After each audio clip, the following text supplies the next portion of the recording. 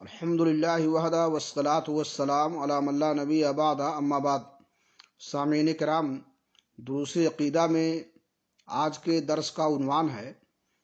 سب سے پہلی چیز جو اللہ کے بندوں پر واجب ہے۔ پہلی وہ چیز جو بندوں پر واجب ہے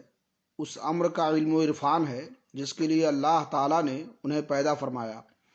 اور جس کا اس نے ان سے عہد و پیمان لیا اور جسے دے کر اس نے رسولوں کو بھیجا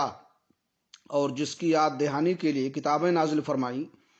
اور جس کے سبب دنیا و آخرت، جنت و جہنم، حشر و نشر کی تخلیق ہوئی اور جس کے لیے میزان قائم ہوگا اور نامہ اعمال تقسیم کیے جائیں گے، اور جس امر کی بنیاد پر شقاوت و بدبختی